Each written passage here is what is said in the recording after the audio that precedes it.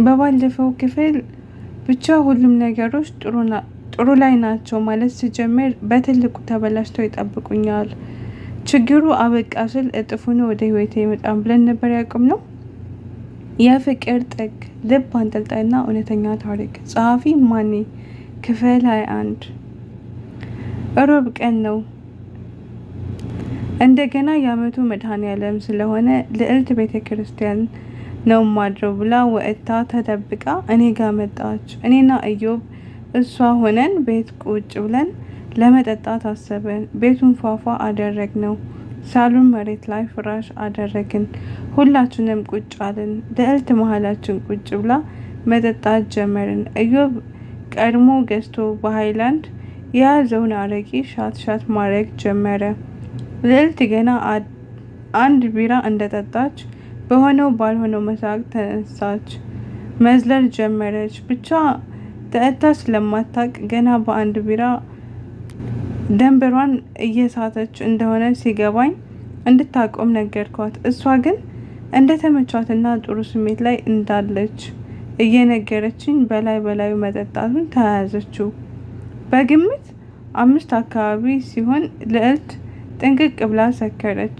በዛ ላይ ኢዮብ በመሃል ሲጋራ ለኮሰ። ልክ ሲጋራው ሲሸታትኝ አልቻለችም። የሆነ ነገር ሆነች። ከዛ በኋላ ራሷን አታቅም። መቋቋም መተንፈስ አቃታት። ተሸክሜ አስገብቼ ከነ ልብሷ ውሃ ውስጥ አስገባኋት። ትንሽ ነቃ ማለት ጀመረች። ኢዮብም ቢሆን ከራሱ ጋር እየተጣላ ነበር። ልዕልት እንደዛ ሆና እያያትም ምንም አላለም። ዝም ብሎ ብቻ ተቀምጧል። እኔ ሞቀት ውስጥ ብሆንም ከሁለቱ ግን የተሻለ ሁኔታ ውስጥ ነበርኩኝ። ልዕልትን አቅፌ የእናቴ መኝታ አስገብቼ ልብሷን አውላልቄ በፎጣ ጠቅልል አርጌ አልጋ ላይ አስተኝቻትኝ ልወጣ ስል እጄን ያዘችኝ። ዛሬ አየኋት። አይኗን ከአይኔ ላይ መንቀል እስኪያቅታት ድረስ አፈጠጠችብኝ። የምትፈልገው ነገር ካለ ጠየኳት። አንተን የሚፈልገው እና አብረከኝ ቁጭ በል ብላ አለችኝ። አልተቆጣሁም። ከጎና ቁጭ አልኩኝ። አቀፈችኝ። ጥብቅ አርጋ አቀፈችኝ እያለቀሰች። ግን እንደዚህ አቅፌህ ከጎንህ መቀመጤ ለኔ ያለውን ሰላም አታውቅም አይደል? ግን እኮ ብትወደኝ ደስ ይለኝ ነበር። እኔ ግን ያን ያህል አስቀያሚ ነኝ እንዴ አለችኝ። እንደማልወድሽ በምን አወቅሽ አልኳት። አንዳች ነገር የተፈጠረ ይመስል ተፈናጥራ ተነሳች። መውደዱን ተው አጠለኝም አይደል አለችኝ። አዎ ማልልኝ እትቴ ትሙት በል ማልልኝ አለችኝ። የምሬን ነው አልጠላሽም፣ አሁን ተኝ በቃ ብያት ተነሳሁኝ። ከኋላዬ ጥምጥም አለችብኝ። ወደ እሷ ፊቴን አዞርኩኝ። ከንፈሮቿ ከከንፈሬ ተጣበቁ። ልዕልት ሳመችኝ። ውስጤ በደስታ ሲሞላ ይታወቀኛል። ስላላሰብኩት ይሁን አላቅም፣ ግን ደንግጣም ጨምራ እየሳመችኝ ነበረ። መሳሳም እየጋለ ሄደ። ልዕልት ፍጹም የማላቀት ሰው ሆነችብኝ። ተመሰጠን። ኢዮብ እንዳታቆሙ ብሎ በሩን ዘግቶት ሄደ። ከነ መኖሩ ሳንዘነጋው አልቀረንም። ሁለታችንም የራሳችን ዓለም ላይ ነን። ወደ ሌላ ነገር ተቀየረ። ሁለታችንም ፈልገንና ፈቅደን አብረን ተኛን። ከዛ በኋላ ልዕልት እኔ ነኝ ያለ እንቅልፍ ወሰዳት። እኔ ተነስቼ ልብሴን ለባብሼ ወጣሁ። ኢዮብ መጀመሪያ ቁጭ ብሎ የነበረበት ቦታ ላይ ቁጭ ብሏል። አረቂውን ይጠጣል። ከጎኑ ቢያንስ ከ5 እስከ 9 ያላነሰ ሲጋራ አለ። ኢዮብ አልኩት። አቤት አለኝ። በሰላም ነው ዛሬ ይሄንን ሁሉ ሲጋራ አልኩት። አዎ በሰላም ነው ብሎ ተነስቶ ወጣ። ላወራው ተከተልኩ። ጭራሽ የግቢውን በር ከፍቶ ወደ ውጭ ሲሄድ እየወረድኩ ላስቆመው ሞከርኩኝ። ሲሄድ ተመለስ፣ ልዕልት ብቻዋን ናት፣ ስትነቃ አጠገቧ ካጣችው ትናደድብሃለች አለኝ እየተቆጣ። በዚህ ሰዓት ብቻዋን አትሄድም፣ በዛ ላይ እንደዚህ ጠጥተህ አልኩት። አንተ ህይወቴ ውስጥ ከመምጣት በፊት እኮ ብቻዬን ነበር ሌሊትና ቀኑ እየተዘበራረቀብኝ የሚሄደው ብሎ መንገዱን ቀጠለ። ተከተልኩት። አረማመዱ ከሩጫ አልተናነሰም። ቢሆንም እኔም የዋዛ አልነበርኩም። በስተ መጨረሻ የአንድ ክለብ በር ላይ ደረስን። ሊገባ ሲል አስቆምኩት። እዮብ ምንም ብር የለንም እኮ እዚህ ገብተን ምን ልንከፍል ነው አልኩት።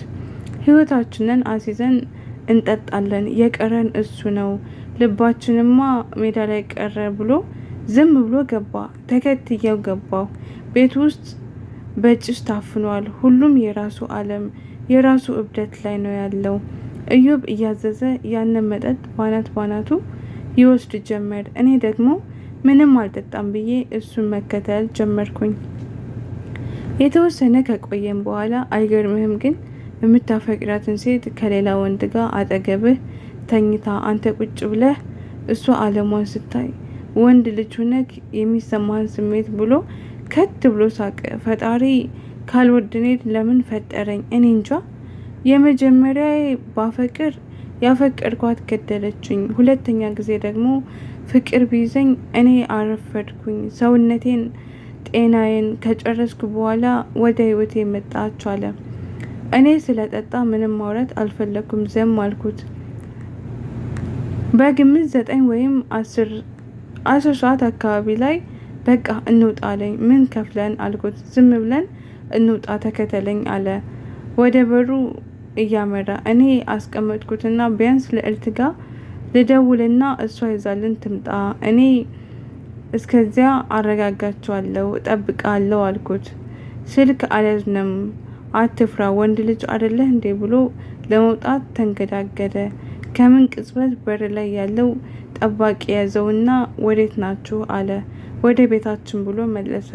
ሂሳብ ክፈሉ ብሎ አንቧረቀበት። እዮብም መለሰ ከሌለንስ ብሎ ጮኸበት። እንዴት አንስቶ እንዳፈረጠው አላቅም፣ ብቻ እዮብ መሬት ላይ ሲወድቅ አየው። እኔም ዘልዬ ጠባቂውን አንገቱን ጥብቅ አርጌ ያዝኩትኝ።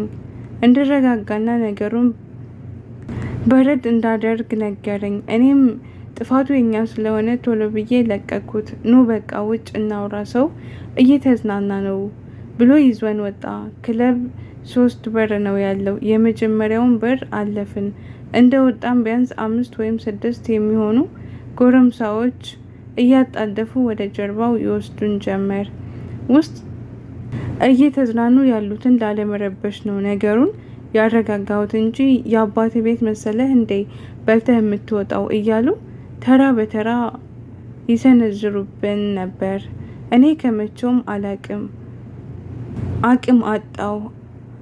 መሬት ላይ ድፍት አልኩኝ። ዘወር ስል ደግሞ እዮብ መሬት ላይ ተደፍቶ በአፍንጫው ደም ይፈሰዋል። እንደዛም ሆኖ ግን እንዳታቆሙ ምቱኝ በደንብ ዛሬ እንኳን ገላግሉኝ፣ ወይ አልሞትኩኝ ወይ አልኖርኩኝ፣ ተሰቃየሁ እኮ እያለ እየለመናቸው ነበር።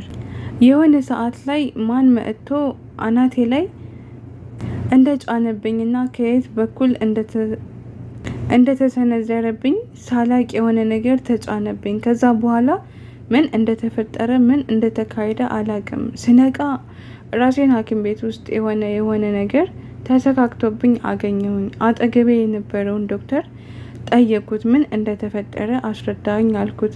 ትንሽ አደጋ ደርሶብህ ነው የመጣኸው። አሁን ከነቃ ውጭ ፖሊስ እየጠበቁ ነው። የተሰካልን ጨርስና ውጣ አለኝ። ግራ ገብቶኝ ምን ዝም ብዬ ሳየው፣ በነገራችሁ ላይ ሰው ሁነክ ከቤት ስትወጣ እንደዚህ መሆን የለብህም። ቢያንስ ስላንተ የሚገልጽ አንዳንድ ነገር መኖር አለበት።